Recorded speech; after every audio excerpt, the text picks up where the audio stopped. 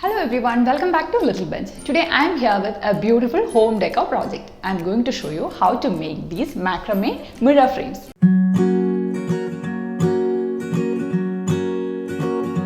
You don't have to be an expert in macrame to do this project. You just need to know two knots. I'll explain those two knots in detail.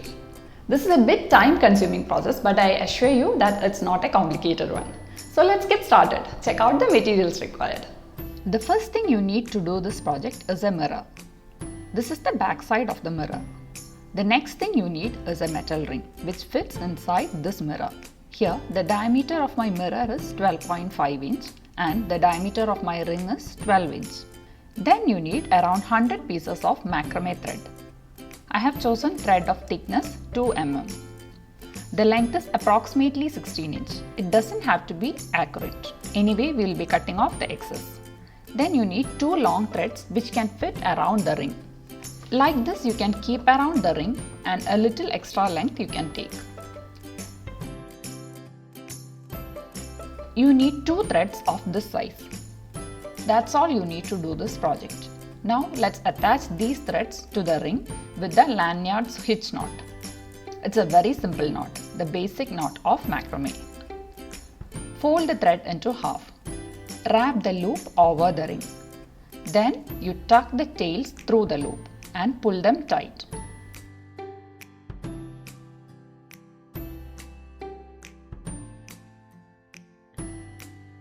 Let's do it once more. Wrap the loop over the ring, then tuck the tails through this loop and pull it tight. In the same way, we have to attach all the threads all around the ring.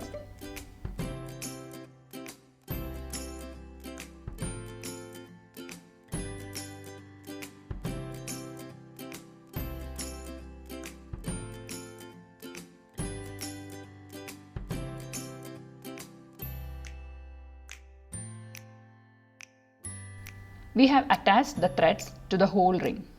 Now we are going to do the next knot, that is double half hitch knot. For that, we take the longer thread which we have already cut.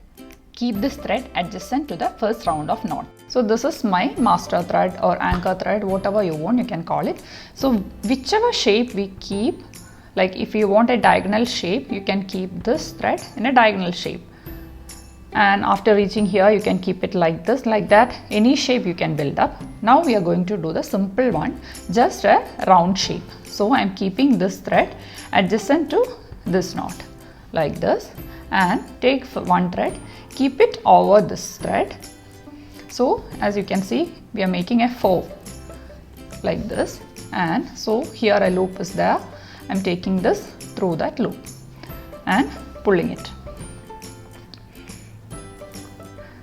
This is half hitch knot. Now I am going to do the same thing with the same thread. Again putting it like this and taking it through that loop and pulling. So this is double half, double. We are doing it double two times, that is double half hitch knot. So now it is completed. Now we can move on to the next thread. The same way, take this thread, keep it like this and pull it through this loop. Again one more time, two times you have to do with the same thread. See, that is completed. After two threads, just leave one thread and repeat the same. Otherwise our anchor thread will be overcrowded. In the same way, repeat all over the ring.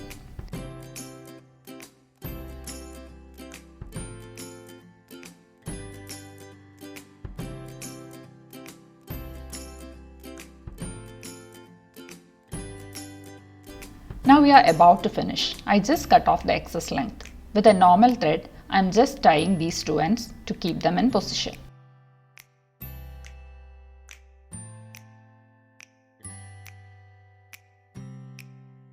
You can pull them tightly.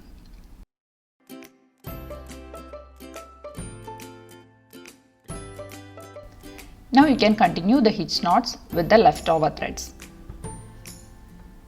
We are doing the knots over both the ends so that the join becomes invisible.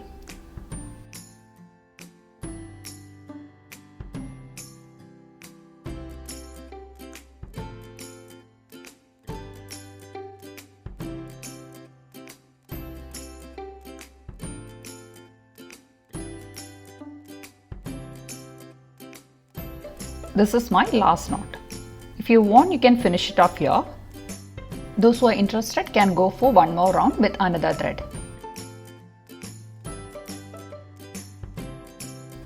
Take the other thread, make a loose tie and start from here. We are repeating the same hitch knots here also.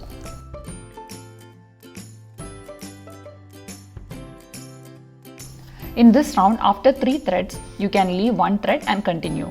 There is no strict rule in this.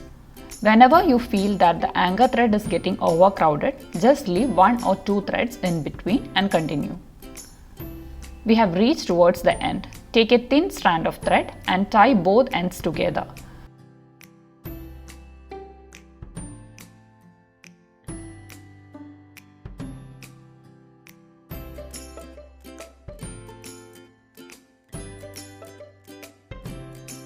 Cut off the excess thread.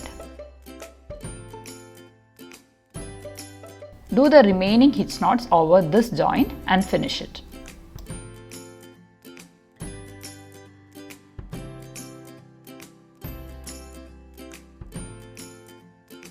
Thus, we finished both the rounds.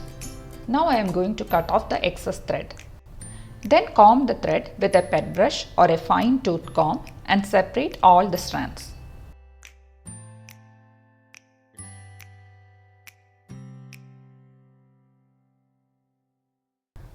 After separating all the strands, you need to level the strands to a perfect round. Keep the scale and trim to 2.5 inch. As we move forward, keep moving the scale and trim the whole round.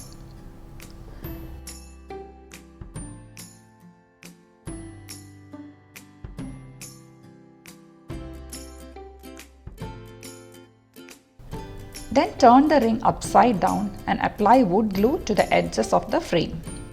Then attach the mirror to the frame. Keep it aside to dry. Once it is dried, with a big eye needle, just weave a crisscross pattern across the frame so that the mirror is secured inside the weaves. You do not need to follow exactly what I do for this step. Our intention is to lock the mirror between the frame and the weaves. You can follow any pattern. I also added a small loop to hang the mirror on the wall. This is the last step. Take starch spray or diluted white glue and spray it all over the fringes. Then do the final combing and trimming.